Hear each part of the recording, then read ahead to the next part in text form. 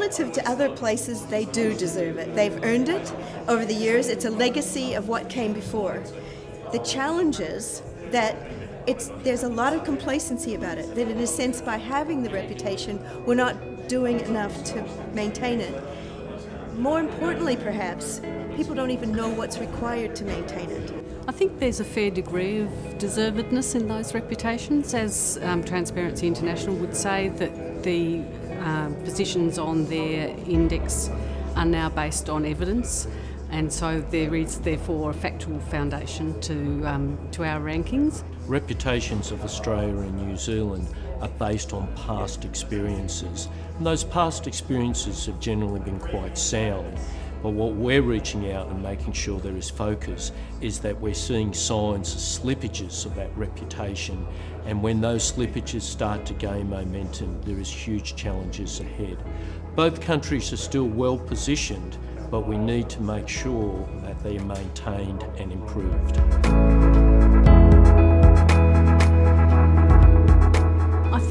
Challenges are one, complacency.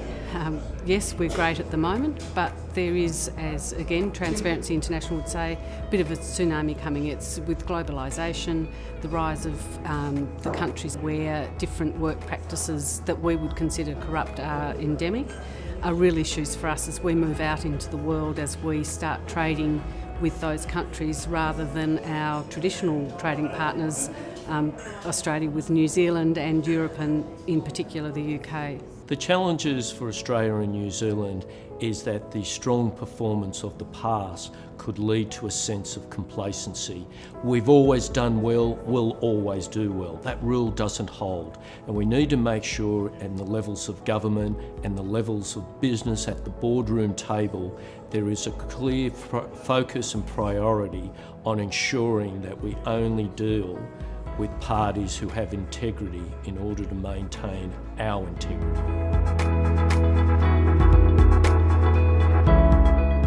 A starting point would be for there to be leadership. The leadership by rights should come from two groups. One is our parliamentarians, our elected governments, and the second is our governance structures. That is to say, the board of directors of companies, the management structures within public sector organisations, the leadership of our NGOs.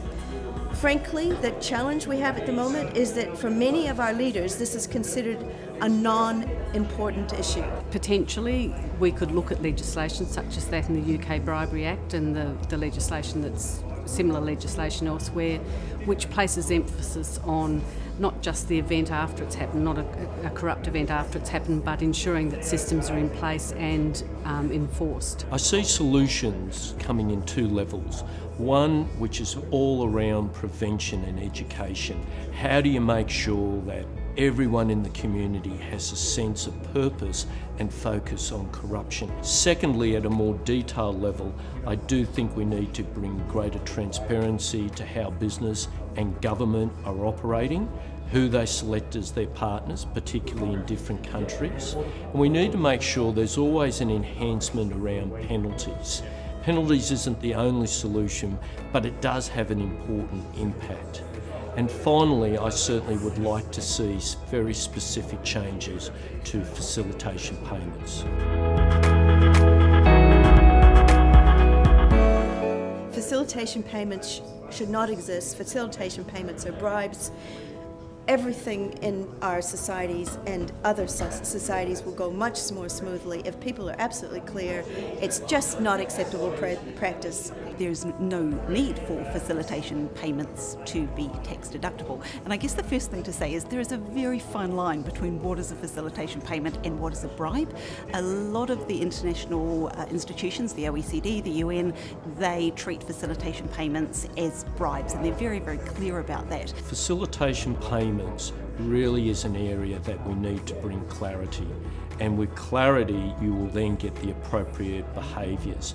At the moment it's a grey area. It's suggesting in some senses things can be done, and be done in ways that perhaps aren't aligned to what we see our brand on integrity. Our recommendation and advocacy would be to say, let's remove this, particularly around the tax deductibility of them, and make sure that we're not using facilitation payments, even if they're well intended, as an excuse or an ability to hide bad behaviour.